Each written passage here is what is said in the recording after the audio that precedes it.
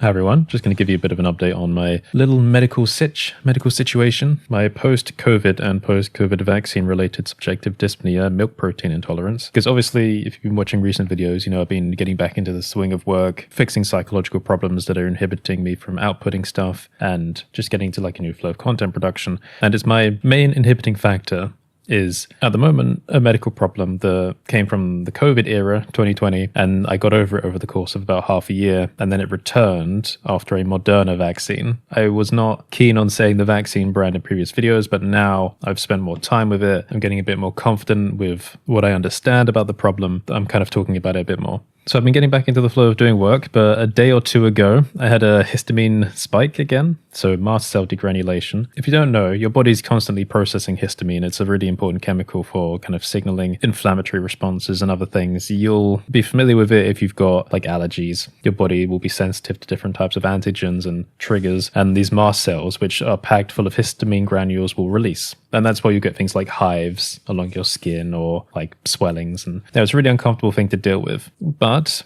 the releasing histamine can produce different symptoms depending on where it's releasing, because it's important for your body to have localized responses, not just like generalized systemic responses. And I should also say before we continue that I'm not an expert, all this is self-teaching, but I will be an expert one day. So what I learn will be corrected over time. And you're welcome to add some corrections if you like to assist in that learning process. So I want to go into it saying I'm not an expert. And if there's anything you take away for your own like problems in the future, if you want to speak to a doctor, make sure you do double check with a doctor. But this is a problem that no one seems to have an answer for. And I have spoken to doctors and they're not supremely helpful because, again, COVID, new study, new field, new area, and new papers are being written all the time relating to sensitivities to different parts of the virus structure, nucleocapsid, so internal proteins, or the spike protein, external, whatever, and reactions to the vaccines. So either the antigens presented in the vaccines, so whether they're parts of the spike protein, which they tend to be, or whether there's any other ingredient like an adjuvant that kind of stimulates the immune response. All that subject to study and research, and people have variances between themselves. Also, people can very much have underlying immune conditions which might flag up during a COVID exposure or exposure to vaccine that aren't a result of the virus or the vaccine itself, but are just a condition that was kind of latently sitting there that's flagged up. And that might actually be what's happened with me. I don't have enough information about that. I might have an underlying mast cell issue that just was not really causing any problems until COVID came along, and then whoosh, all of a sudden it's become apparent. So for the first time, I'm going to show you a little bit of what I look at on a day-to-day basis. So I have my own theories, and this is not supposed to be seen by anyone. So there's going to be like notes that you'll see on the screen that are just wrong, but it's all just part of like a theory crafting practice. For context, what I do every day, we'll need this context before we take a look. I measure my subjective sense of breathlessness on a numerical ranking, but there's a special behavior to it. Before we go any further, this is not anxiety related, although it does produce anxiety as a side effect. This is not a lung issue. This is not a bronchospasm issue. The breathing stems from a subjective nerve-based issue, so it's nerve sensitivity. It's related to the amount of histamine I intake. That's a contributing factor in my diet. And it is primarily, more than anything else, triggered by milk protein. I don't know the exact protein because I haven't narrowed it down. There are tests I can do, but I don't want to because the sensation is so awful. Why would I want to expose myself to that anymore? So my body is having a very weird and hyper-specific reaction to a very specific protein, which I've narrowed down to something milk protein. It's very dairy specific. I encounter it in butters and full fat milks and creams, and I can detect it. For example, I went out and had a beef burger without cheese the other day, and I had a reaction to it, and I suspect it's because they use butter while cooking the beef. So even though I try to minimize my exposure to dairy, I can tell when I've been exposed to it. I've basically become like a walking detector for whatever the protein is, but I've only been reacting to it since COVID, since my first exposure to COVID in 2020, which, by the way, I had a very mild reaction. I had almost no symptoms the first time. I had like a runny nose a little bit and a slight tickle cough, very slight. And then I came away with like half a year of suffocation. That's what it feels like. If you have ever had a panic attack and you know that feeling where you can't breathe, it's like that all day, every day for half a year at least. So it's awful. It will make you borderline suicidal. Thankfully, it fluctuates. So there are some brief moments of relief in between that. And again, with dietary control, you can try and get more moments of relief. But generally, you just have to outlast the storm. That's that's what I'm doing. That's what I've been doing. It takes a lot of mental training. And I swear to God, like Navy SEALs, SAS, all of that, this is what I think about. You know how people in elite groups like that have to go through torture training? Boy, you ain't got shit on this for like ignoring the feeling of suffocation. I know it sounds silly. Like you look at me, I'm like, oh, you know, cute face boy. I bet he's never suffered. But boy, you don't know shit. I've had to retrain myself in the high points to believe that I'm still okay by visualizing the sensation of air moving through my nose as breathing. This sounds really silly. We're taking so many tangents. We're going to get back to it. But I've had to retrain myself to think of the feeling of the nose as my lungs to try and stop the panic from occurring when I can't feel the air anymore. But anyway, so the way I measure this, because it's subjective, because no doctor can measure it, is I have a numerical system where 5 is mixed. I'm at the border of getting a full breath. So sometimes I'll take a breath in and I'll feel a full breath. And sometimes I'll take a breath and I won't feel anything. That's 5. So we're kind of teetering on the edge. If I have like 2 full breaths in a row, then what I mean full breath is I'm just going about my day. I'm not thinking about it. And you know, every now and again, you just feel like going and just taking a breath in. When you do that, you don't realize that you actually feel the air getting into your lungs. You take that for granted. Please don't take it for granted because you won't notice it until it's gone. But I'll just be doing that on autopilot. Okay, that was quite good. That's a 4.75. Nice. We got a successful breath, 4.75. If I get another one after that, good. We move down to 4.5. So my subjective measurement is a step ladder system. So if you have multiple good breaths in a row, you're going 7.5, 0.5, 0.25, 4, 3.75, 3.5, 3.25, 3, and it bottoms out at 3. The reason it bottoms out at 3 is because I'm saving the 2 and the 1 range for later on in my recovery. Just visualized at 3, if you have like a full day of 3, then we're perfect, basically. So 3 is the bottom. If I'm in the middle of that stepping down and I feel I've missed a breath, if it's been a long time of success, then I'll jump up to 4.75 or 4.85 again. So we're back at the border of 5. And then if there's like 2 failed breaths in a row, then we're jumping above 5. So we're like 5.25, 5.5, and you can see that it becomes a step ladder system the opposite way. So if we end up with like 3 failed breaths, I'm like 5.75. Sometimes I jump a bit faster there to 6. And if it's flat failure, then it's 6. So 6 becomes the boundary for flat failure. So you might notice that we have more of a movement down than up, which is fine. And above 6, there's more kind of specific things happening. Now, I will show you what this looks like here on my graphs. Maybe I should like zoom in a bit more here. So what we're looking at here is the average severity of those values every single day of the episode so far. And what we can see, thankfully, is a decrease over time, but it's extremely slow. So this is going from I believe that's the 27th of December, every single day, we're down to the 20th of April. So every single day, and you can see there are many days, we're taking an average reading of those severity. And we can see with the number column here, how many readings I'm taking every day. So it started off with not many readings, and obviously I've refined it over time. So it gets more accurate and more reliable with the higher the readings. And you can see that, you know, the average moving on is about 200 to 300-ish. And it has gotten pretty accurate over time. And by sticking to the same very specific rule set of taking the readings, it means we can measure events. For example, we see here where we had a very definite improvement going down. And then we had this spike here, which I'm confident is like a mast cell mass degranulation, as I call it, around my esophagus. And then we see a spike. But interestingly, the spike produces a very definite curve over multiple days. So we see histamine release, and then we see the body trying to compensate and flush it out from the tissues and clear it. So this would be like a hepatic clearance. It's interesting seeing such a smooth curve there. And while this was happening, I tested myself as well. I did not watch the graph while I was entering the data because I thought if I want to be reliable with this, I have to make sure that I'm being authentic. So I was making down notes and then I entered them at the end of the day and I saw that it was drawing out a defined curve. And I was like,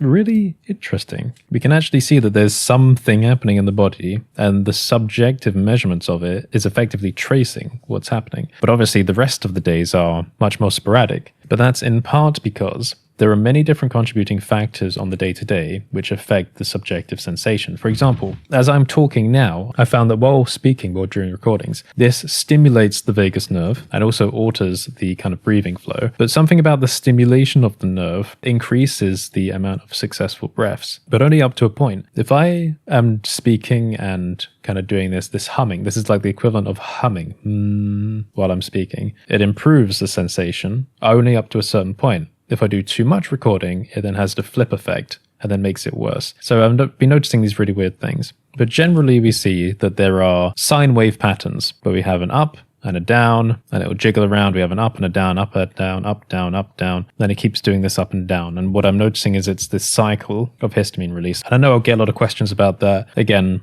I thought about it a lot. The reason I'm confident about it is because I've done dietary tracking. Let's go back.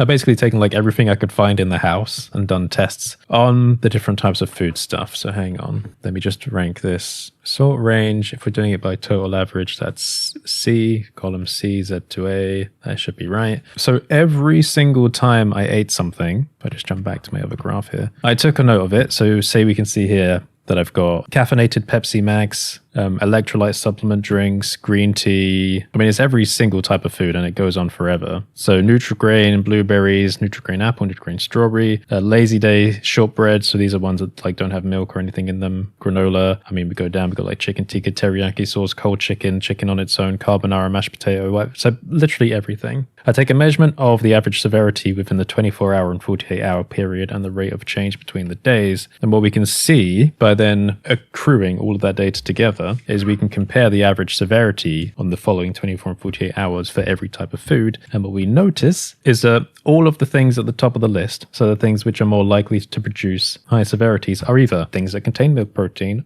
or things which are considered high in histamine. We've got acidophilus of a certain type, so there's a certain strain of the bacteria, and I've looked them up. They are ones which also produce histamine as a side effect. We've got steak, red meat, bananas, cheese puffs contain milk protein. Apple's a bit of a weird one. That's an outlier because I would always have it with banana, so it skewed the results there. Green vegetables. This contains spinach, by the way. Spinach, extremely high histamine. Oh, okay. Golden vegetable rice. This is an interesting one because it's got yeast extract. That's another thing I noticed as well. Yeast extract in ingredients causes spikes for me as well, and I think that is to do with being a histamine liberator. Beef gravy. Not too sure about the ingredients in that. Other things, ketchup, tuna mayonnaise, tuna, high histamine. Oh, the mayo. So there was a certain type of mayo we were using that contained milk protein. I've now moved to mayo that doesn't, but I think that's why it ended up being high. Ignore amoxicillin, you don't need to know why.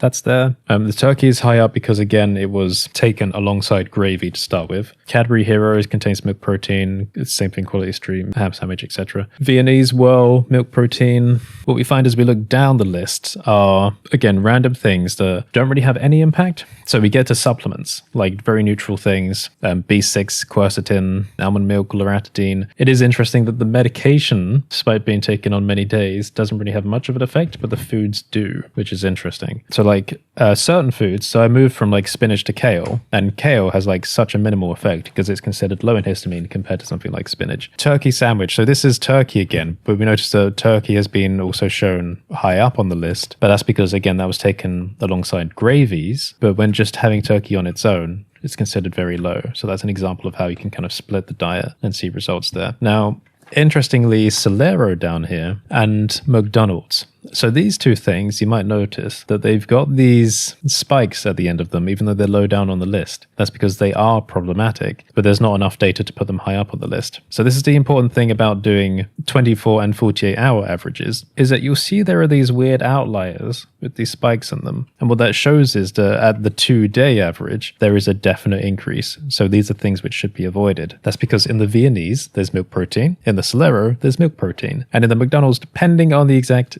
day, because like the first time I had it in this period, I had McFlurry, milk protein, and then on other days I avoided that. But you see that what we've got here is we've got like this yellow line detector for where there's milk protein. And then in other cases, like the golden vegetable rice, which has yeast extract, we see we've got a spike on the 24-hour period. So these spikes become like detectors to say, okay, well, here's where we're getting releases. Another interesting thing to note is that for the rest of these, even though it's very hard to see, the blue line is the total average, the red is the 24, and the yellow is the 48. And you'll notice that they have different shapes to them. So some things have a downwards curve, so down on 24, up on 48, and some have the inverse, so up on 24, down on 48. Generally, from what I found, things that have an upwards curve tend to be ingested rises that are temporary. So eating high histamine foods that increases your histamine count and then reduces, but things on the upwards 48 are body releases. So when your body is releasing its own histamine from a trigger, it's not immediately apparent, but it becomes apparent in the following days. But generally, when we get to like the low values, that's a bit messy because the increase and decrease is likely affected by other things in the diet.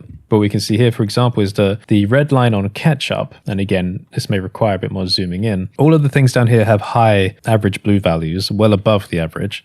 So they're all imposing a high histamine content. But something like ketchup stands out a bit as being higher than the 48 because it's a high histamine content. It's kind of just like festering in the sauce. So your body has more to clear. But generally, the more data you get, the more accurate it becomes over time. And each of these has different incidences or different like confidence values. They're recorded at different amounts, so they're not completely equal. They also have measurements down here for the likelihood of spikes. So whether something spikes the next day, I've recorded. And this is not super accurate because there's not as much data. You need more data to get this right. It's effectively a rate change. You calculate whether the next day is an increase or a decrease in average severity. Then you combine that into an average. So we see that GVR is negative when it should actually be positive. There's not enough data for it. But things like battered fish were consistently high spiking for like the next day. So that's something to avoid. We also see something like McDonald's again, milk protein, high spiking, Solero again, milk protein. We notice that there's a spike. So it kind of corroborates that. So if you corroborate these two things, you can start to see where trigger points are, and that helps you to figure it out. But again, more data over time helps to make that accurate. And I've got like other things here that don't have high confidence values, but are being recorded. So there's things that I can keep adding to the chart. So one thing I noticed while recording this data is that generally things were improving over time. And there was a maximum severity, so like a maximum worseness for the feeling of any particular day, which was traceable. And I would do that by taking like the peak values. So we can say that this is a peak here, and this is a peak here, and you draw a line between them. And that should have given me like the maximum peak average. But you'll notice that there are outliers again in the future that spike above that. That should not have happened. It kind of breaks the natural decline, but these are where there's re-exposure to milk protein. So if you eradicate milk protein entirely, there is a natural decline over time, but then that kind of messes things up again. And then as the body tries to compensate, it tries to fit back into that line. So that's what this represents here, the peak projection anti-M protein. So this is gathered from taking the top severities, so that'll be between this peak, and it draws a line and then tries to project the decline over time. So if I add today, so what's today? It's the 20th of April, then we'll see that move along a little bit. So if I enter this as 20, then the graph is very slightly changed. And we can see roughly where, if I was to like ingest a high histamine diet, the worst I should feel today is around what, 5.2 to 3, 5.3-ish, 3.5. Well, really, that's if my body's releasing histamine and I'm not overexposing to milk protein, then the worst it can do is 5.35. That's like a biological limit from what I'm measuring. What we're seeing here is the high and low values. So on any particular day, as I'm doing my recordings, the highest value I'm recording is mostly 6, but on some days it goes up to 2.5 or 1.5. And we can see that recently there's been a 1.5. That's because, again, I noted recently I've had a spike. Again, low values, so down to 3.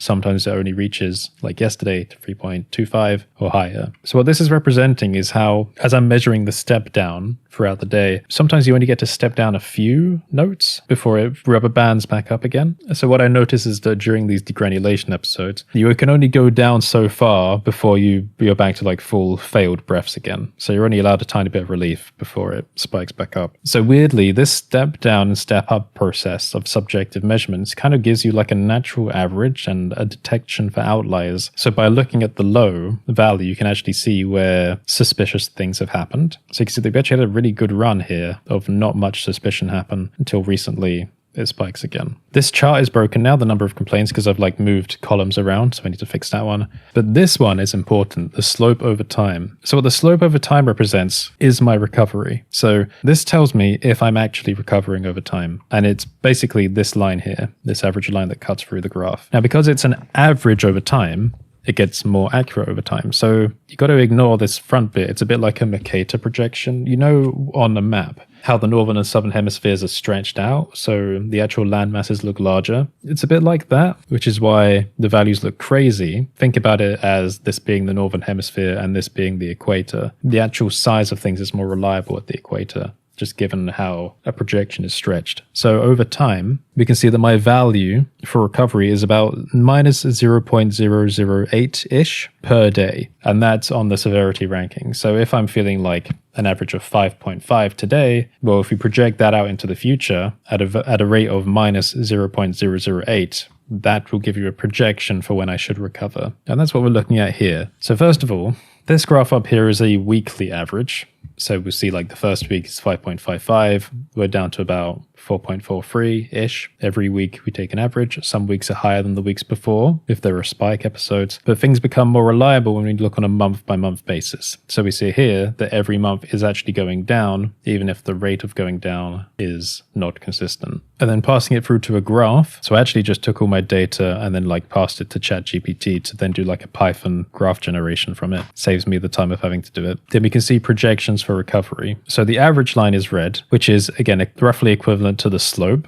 So the average slope going down. Then we have the peaks. So it's tried to mark out the peaks, so the spikes for the issue. And then from those peaks, it's then taken an average of those. And then finally, we've got the highest points, so the peak projection, and it's taking a line from those. So we can look at all of them independently, and what it gives you is like a predictable range for how you're going to be feeling on any particular day, no matter what's happening. So it might be a bit hard to see. We can see that on average, maybe if I make it a bit larger, when it gets to May, so at the moment it's the 20th of April, but when it gets to May, our general average should be about 4.55-ish if we're not having a spike and if we're on the right diet. If we are having a spike, then we can expect to be anywhere between 4.75 to 8 to 5.3-ish. So that's kind of where I'm falling at the moment. But naturally it's taking a long time. I consider that an average below 4 is what I would consider to be very manageable. And we'll see that that time should arrive around July-ish, somewhere after July. But at that time, if I'm having a spike, then it will still be noticeable around the high 4 range. But to be more reliably comfortable, the peak average will fall around September, October, November time-ish. But it won't be until the turn of the year, so at the end of 2025, beginning of 2026, that we can start to be comfortable with the problem feeling manageable. So that just goes to show you how long it takes to recover from episodes like this. The last time this happened, like when I was exposed to COVID and I first encountered this problem, it took around 177-ish days to roughly get over it as I described. And we'll find that that actually falls along the June time, which is somewhere around here. Now, I didn't get rid of it completely, but it just felt manageable. So according to this projection, the average would be about 4.25-ish. So most of the day I would be feeling good, and then some spikes. By comparison, I'm only about 121 days in, so I've got enough time to try and get down to a good point there. So there are more things I can show you in the data set, but... oh god, this is going to be a long video already, Jesus. Why am I sure it's a COVID problem? It only appeared with COVID. Why am I sure it's a vaccine problem? Because the problem resolved itself with COVID, but then it returned after having a vaccine. Not after every vaccine, it only appeared after the Moderna one recently. Then how are you sure it's a vaccine problem when it's not appeared with every vaccine? Well, vaccines present different types of like peptides. It may also be the case that there's other ingredients in the vaccine that I just reacted to this time, or maybe I was already on a high histamine state and that when I had the vaccine, it just like crossed a threshold. My mast cells are now primed to release until they desensitize over time. I did speak to a local GP, one that's participated in long COVID trials. He noted that in trials he's been part of, they coined a term called COVID echoes, where they noticed that some people that have vaccines have their previous COVID symptoms return post-vaccination for some reason, but they're not sure why. I've been wondering if there's an antibody thing going on or a memory cell thing. And again, I'm not sure specifically, but one thing that struck me as weird is that this issue only occurred a few weeks after the original COVID exposure and a few weeks after the vaccination. So it wasn't an immediate immune reaction. It wasn't like an allergy type thing. There was an exposure and it took a while before it appeared suddenly. And it just struck me as strange that if you were to draw out a graph of expected antibodies, so you have a natural exposure, antibodies generated over the course of a couple of weeks. Again, you have a vaccination, you expect a few weeks, antibodies increase. That there's a delayed reaction there, and it seems to coincide with this. Delayed reaction, all of a sudden I'm having this reaction to a very specific protein. It just struck me as weird that while I was absolutely not intolerant to dairy at all ever in my life, now delayed reactions to the natural infection and to the vaccination is producing a reaction to only a very specific type of protein. So it just got me wondering whether, while trying to produce antibodies for COVID, my body is now accidentally mistaking a type of milk protein for COVID.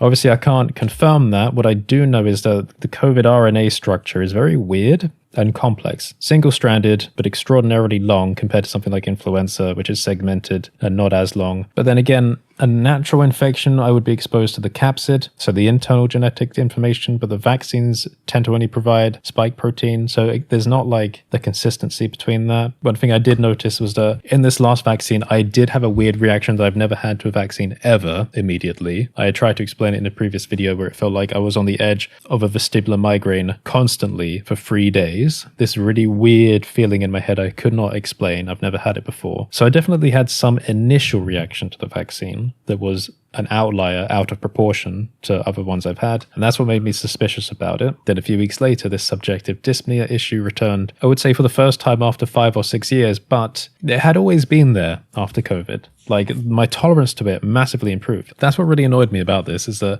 I could eat all the milk chocolate I wanted, like literally days before getting the recent vaccine. This is what really pisses me off, because I like milk chocolate. I had the vaccine, then a few weeks later, fuck. Now I can't have any cheese, any milk chocolate anymore. I went from like really tolerant to the worst reactions I've ever had, like the maximum dyspnea. It just returned all over again. No one's got an answer for it. I don't think anyone will for a while. I mean, no one's going to research this unless like thousands of people have exactly the same problem as me. It's a vagus nerve issue. I know that because I can test it. I've tested it with menthol tests. There's menthol receptors in your mouth. If I hold something minty, it increases the sensation. It's not acid related. I do tests with that. Obviously, I've got access to like tons of PPIs. I'm still working it out. I'm still trying to find anyone with answers. But the main theory at the moment is that I'm pretty sure my body, while trying to build a defense for COVID, is accidentally trying to fight a milk protein. And in between all of that, my mast cells have become hyper-primed and sensitive. There's an interaction between these two things. So if I have like high histamine foods, like if I'm eating tuna mayonnaise and then I'm having a dinner with like ketchup with like bacon and stuff, I'm going to feel awful, and it's going to increase the average severity for the next day. If I have anything with milk protein, I've got about like 4 days of a spike. It's terrible. So I need to stick on a low histamine diet. And there are signs of this, right? Because there's quite a few things online about people trialing a low histamine diets for post-COVID symptoms. So I'm pretty sure I'm clicking into something. People might be having similar problems but reacting to different things. Maybe other people are reacting to milk protein without realizing it, but they're just manifesting in different ways rather than a breathlessness. See, I'm getting slightly more confident talking about the weirder theories, such as the body trying to produce antibodies for COVID and accidentally mistaking milk protein for COVID peptides, molecular mimicry, which can happen in other circumstances. Maybe a very unlikely scenario that, but if it was true, it would have huge implications. But the only reason I'm getting more confident about talking about it is because I've actually finally spoken to a doctor about it that's participated in running post-COVID trials, and they don't have a fucking clue either.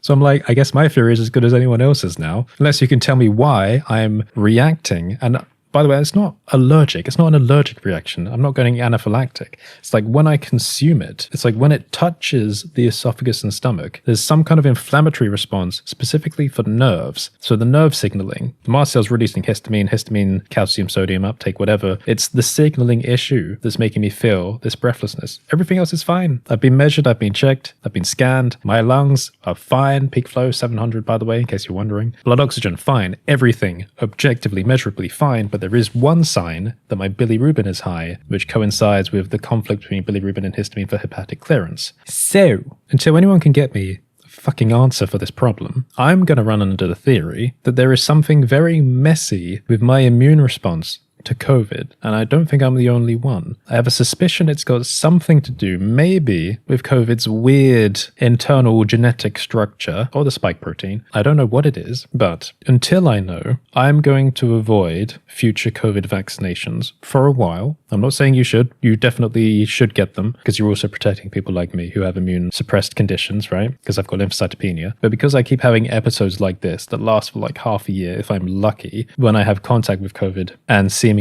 with some vaccines, I don't think I should be having them. There are very specific circumstances where some people should not necessarily have vaccinations, for people that, again, have immune conditions. And maybe, again, this is just highlighting an underlying mast cell problem or a different kind of immune condition. Since I have them anyway, I've got lymphocytopenia and ITP, so whatever.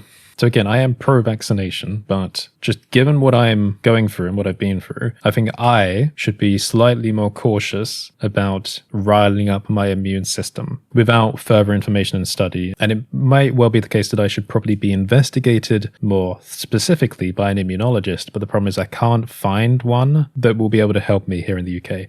So my main thing at the moment is I'm just trying to get over it. That's why I do all my data research. I am the best person for figuring this out, unfortunately. All I know is I got over it once before. This episode is worse, so it will probably last a year rather than 6 months, at least. I am the most qualified person for getting over it because, I mean, it's my problem. So I just need to hold on to these silly, stupid theories. Maybe some medical people will get annoyed listening to it. Again, I don't know what's going on, and no doctor I've spoken to knows either. I really wanted it to be, by the way, a stomach problem and an esophageal tissue problem. I went for my endoscopies. I've had a few. The only thing that's ever spiked up as weird is eosinophils at the base of the esophagus, which are more likely related to reflux. But they weren't there the whole time. And when they were there, it wasn't during one of these episodes. So it just seems like a transient eosinophilic esophagitis during a specific point in time. They weren't there during the first episode, so it doesn't seem related. So I'm sorry if this is all boring to my regular audience. But again, like with my workflow things, the more I talk about these things on video, the more refined I get at speaking about them, and the more chances there are of each individual video reaching someone that might know a bit more. So to close this up, because I've got family that's turned up and I need to go and see them, I know I'm probably wrong, but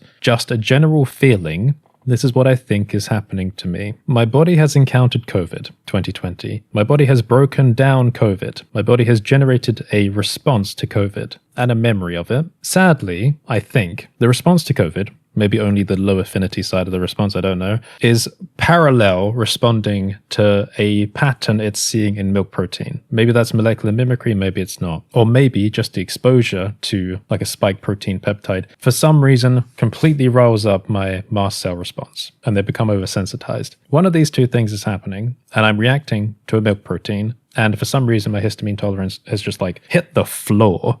So now my body, my liver is having a hard time of clearing it out of my tissues, which is why my bilirubin spikes in the blood results, which it did in 2020 and now this time. That's the only marker I have, bilirubin spike, during these episodes. For some reason, the vaccines in between the first episode and this one didn't really affect it, but the new Moderna one just fucking fly kicked me in the face this time and brought the first problem back, but worse. So if this does reach an immunologist with a specialist in COVID, do you mind telling me why the live virus and the inactivated vaccine have given me the same episode, and why is the vaccine one stronger? Because I would also think that's something to do with an antibody response, because the vaccine's more optimized for generating antibodies, right? And why didn't the ones in between do it? I don't have the answers, no one does, and it's annoying me. Why does no one ever have a freaking answer to the problems I keep bumping into? Right, if you made it to the end, microbial emoji in the comments, or thank you kindly. Have a great day and I'll see you next time.